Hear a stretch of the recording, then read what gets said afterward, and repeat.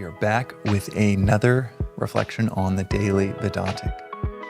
Today's reflection is on the phrase, that which is forced is never forceful. So that which is forced, maybe trying to force someone you know to do something, trying to force an employee, a friend, a child to do something, is never full of force. It will always dissipate.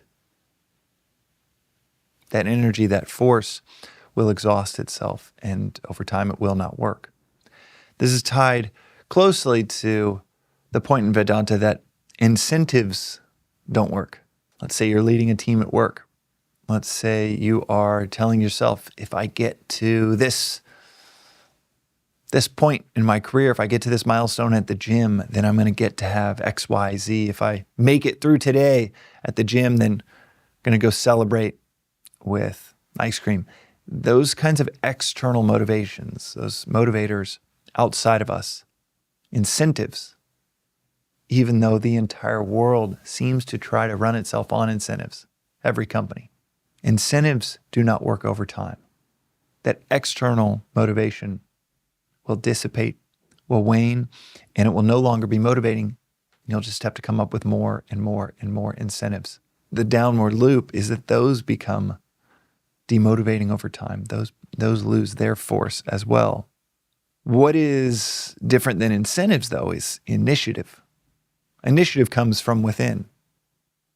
Leading and aligning people around initiative, the energy grows over time, doesn't dissipate. It generates energy, more momentum over time. Incentive would be, build this company, you'll make $1 million. Initiative would be, start with this task because it's helpful to those around you, because of an identification with those around you, with your family, your community, your state, your country, the wider world. That is initiative, a mission to serve. Incentive is a mission to get. One fosters your ability, capacity to give. The other is just an accumulation and an attempt to get. One generates energy, and the other to get. There will be a voice in your head that says, I don't know if I should be getting more. I don't know if this is helpful to those around me. I think other people want what I have, and yet I'm still accumulating more. It is okay to get. There is no judgment in accruing wealth. Not within Vedanta, not between me and you. There is no judgment around that. But if your incentive is to get, if your motivation is around something external, you will tire yourself out. You will burn yourself out. Versus aligning yourself with an internal initiative. And it might be, I want to make this tiny little widget because I can make it better than anyone else. And then I can sell it because I'm wired to both make and engineer and to advocate the sale of something useful. That could generate immense wealth. And yet you do it from a place of initiative. In fact, you'll increase your chances of it generating wealth for you, doing it from a place of initiative. So how is that tied to that which is forced is not forceful? When you can cultivate an initiative within a child, within a friend, the rationality to care for each other, cultivating, let's say, the reason, the rationality, the discernment in a 6-year-old child to care for their siblings. But cultivating initiative, the rationality, the reasoning to care is far better than saying you must care about your siblings, your classmates, your parents. Cultivating that initiative enables this internal force. And that internal force, well, that's on your way to being full of force. That which is forced is not forceful. But a cultivation of initiative that's full of a force that generates more and more energy over time. That's today's daily reflection on the Daily Vedantic. Thanks for listening to the Daily Vedantic.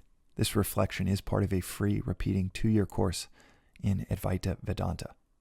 Rooted in the timeless wisdom of the Upanishads, arguably the oldest philosophical texts on earth, you can begin with episode 1, which gives the 15-minute overview of the whole philosophy of Vedanta, or you can join the journey with any episode at any point.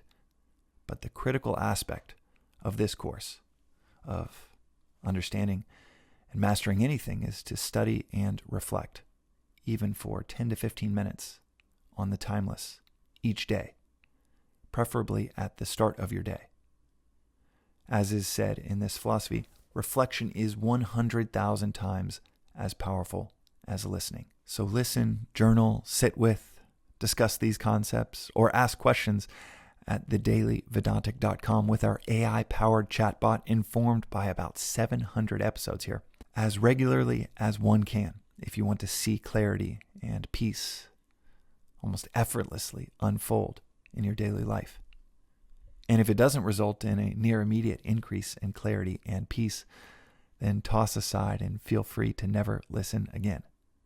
One of the things that you might notice is after 7 or 8 days in a row, this doesn't feel like a discipline. This feels like a visit with a best friend to dive into the timeless with daily reflection. Within a few days, it becomes one of your favorite parts of the day.